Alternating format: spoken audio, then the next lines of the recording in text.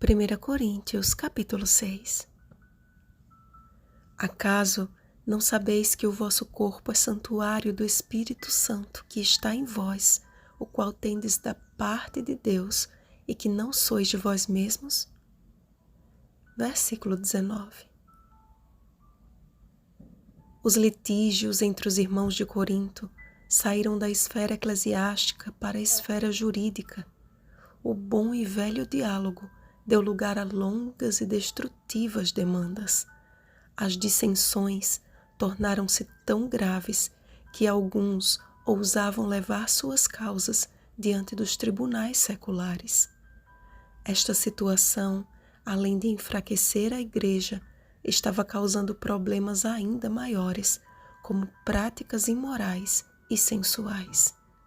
Não estavam dispostos a crucificar o próprio eu e colocavam perante incrédulos litígios que deveriam ser julgados no meio da irmandade.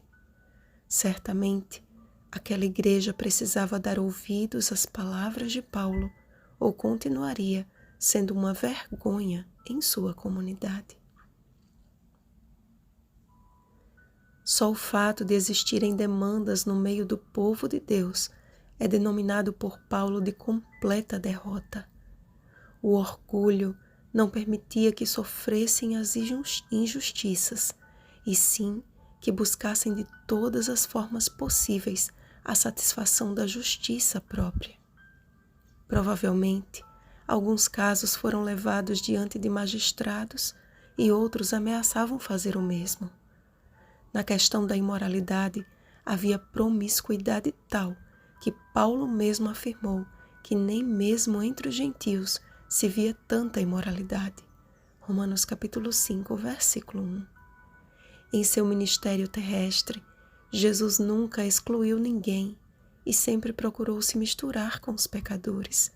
Mas sua palavra de ordem não era permaneçam como estão, e sim, vai e não peques mais. João capítulo 8, versículo 11. Não recebemos de Deus a autoridade e o direito de julgar o que não nos compete, mas como corpo de Cristo, precisamos usar de honestidade uns para com os outros. Como bem pontua Warren Wiersbe, apesar de os cristãos não deverem julgar as motivações uns dos outros, Mateus capítulo 7, versículos 1 ao 5, nem seus ministérios, 1 Coríntios capítulo 4, versículo 5. Certamente é esperado que sejamos honestos sobre a conduta uns dos outros. O pecado não deveria ser varrido para debaixo do tapete, pois afinal era de conhecimento geral até mesmo dos incrédulos de fora da igreja. Comentário Bíblico Expositivo, Novo Testamento 1, página 766. Todos nós estamos na mesma condição, pecadores. O próprio Paulo confessou: desventurado homem que sou, quem me livrará do corpo desta morte? Romanos capítulo 7, versículo 24. Mas o que fará a diferença entre pecadores e pecadores naquele grande dia será a nossa conduta e reação com relação ao pecado. Estamos vigiando, orando e nos esforçando por não cair em tentação? Ou simplesmente aprovamos ou somos indiferentes ao pecado, que acabamos perdendo a consciência espiritual que o reprova?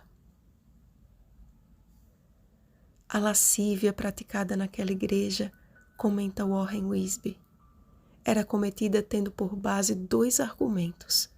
Em primeiro lugar, todas as coisas me são lícitas. Essa era uma expressão em voga em Corinto e tomava como base um conceito falso da liberdade cristã.